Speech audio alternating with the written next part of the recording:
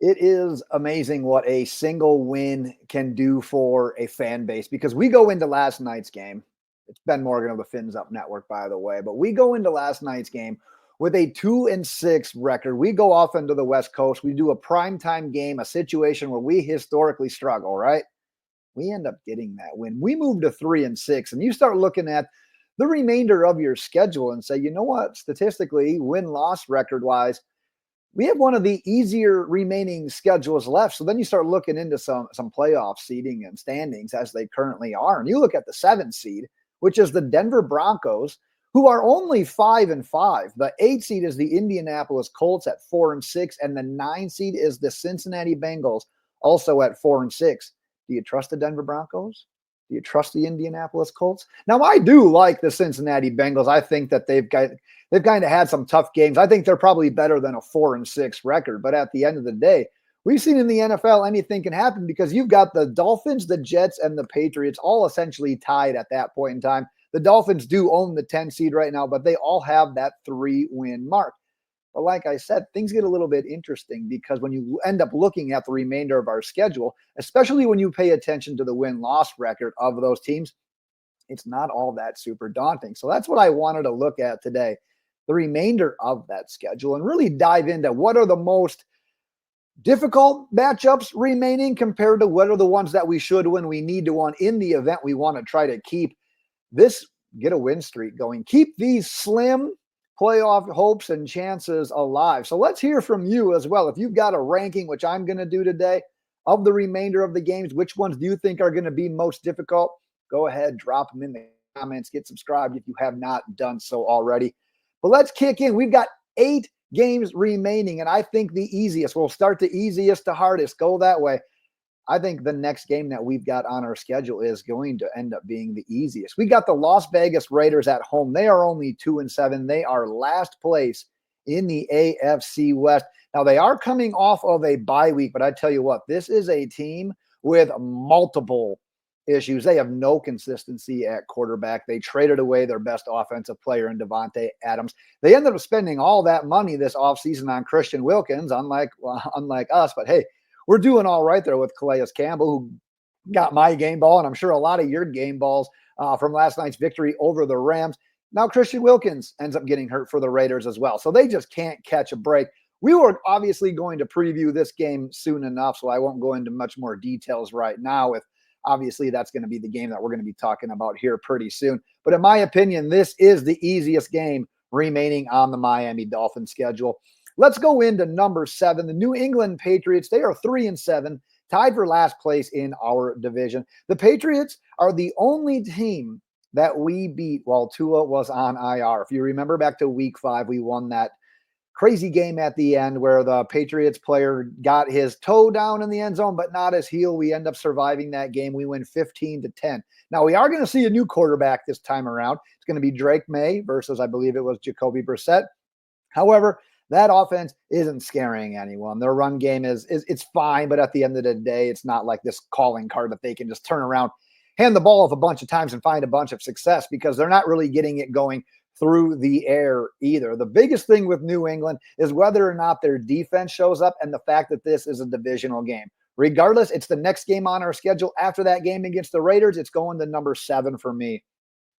Number 6 is the Week 14 matchup against the New York Jets, 3-7, tied for last place in our division, the AFC East. They are just 1-6 in their last 7 games. Of all things, they ended up beating the Houston Texans. Who the hell saw that one coming? And that's even with trading for Davante Adams about a month or so ago. This Week 14 matchup is actually the game in Miami. The road game against the Jets is obviously coming up later in the list.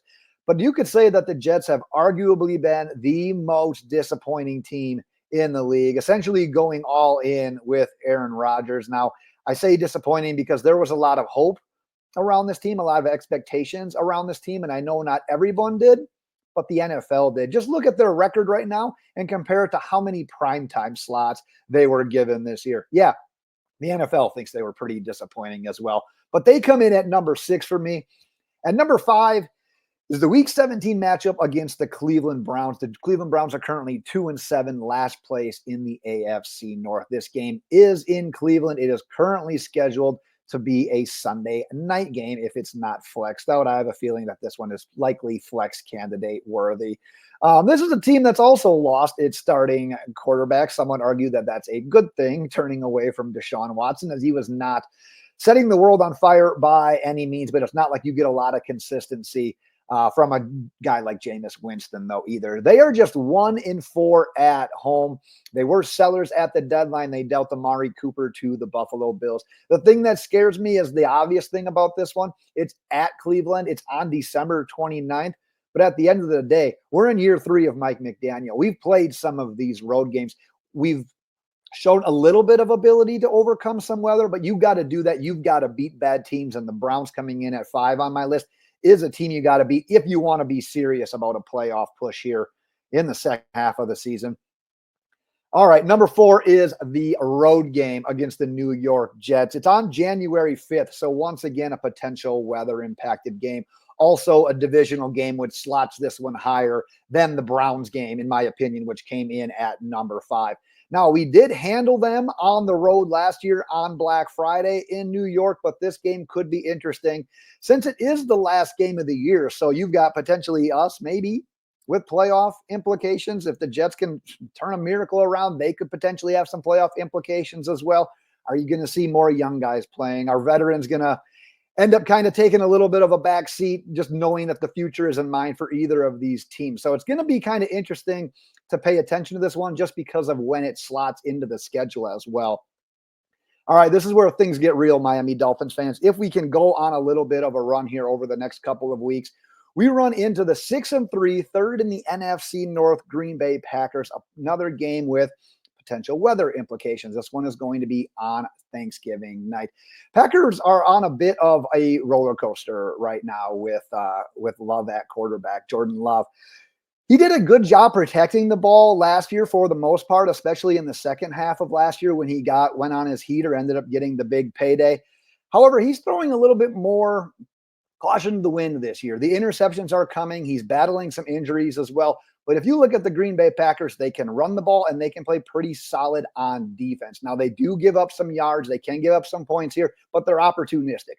They will create turnovers. They will force turnovers. It always seems to be at a very opportune time for them as well. This game will be a challenge. That's why it's coming in at number 3 for me. Also, we'll be at that game. Hoping to see you guys out there. Definitely let me know in the comments if you guys are going to be at that game.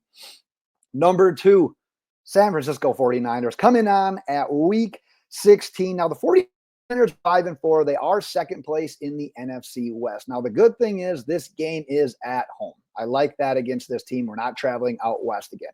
The bad thing is their best player, Christian McCaffrey, is officially back. He made his debut here this last week in their win against the Buccaneers. Now, the 49ers feel like a team that had a lot of expectations coming into the season, but have ended up kind of flying under the radar because of the injuries and because of just kind of having that average having that average record.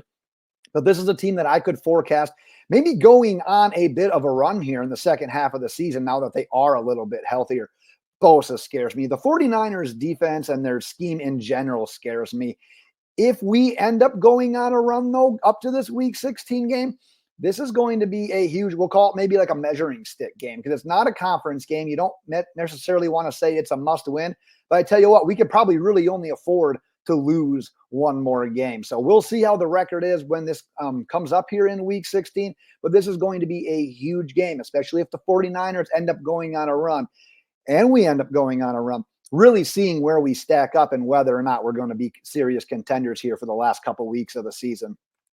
Which leaves my number 1 hardest game remaining being the week 15 game at Houston against the Texans. They are only 6-4, but they are first place in the AFC South, a division that's once again sort of going through some struggles this year. I am giving the slight edge to this game over the 49ers game because, one, this one is on the road and it's a conference game. The Texans are 4-1 at home. They're about to get Nico Collins back. Now, they did just blow a lead at home on Sunday night against the Detroit Lions. And the week before that, they lost to the Jets sort of inexplicably as well. But in my opinion, the Texans are still a playoff team. They're first place in the division. Probably not going to put up that big of a fight from any of their guys. And this looks like a team that both offensively and defensively, can flip the switch at any point in time and look dominant in one of those particular units. So it's not going to be easy, but once again, it's going to be one of those games where that's a team that's going to end up making the playoffs. That's a team that's in our conference. That's a team where if we're going to try to make some noise, you got to go out there and you got to put your stamp on a win like that. So that's why that one's coming in at number 1 for me. That is the remainder of the schedule, Dolphins fans. But like I said, if you've got some rankings, which games you think are going to be easiest versus the hardest, go ahead, let me know and drop them in the comments. As I said, we will be back soon here as we start to preview our upcoming matchup against the Las Vegas Raiders. So definitely stay tuned. Get subscribed if you haven't done so already, as we will be back very soon with those videos.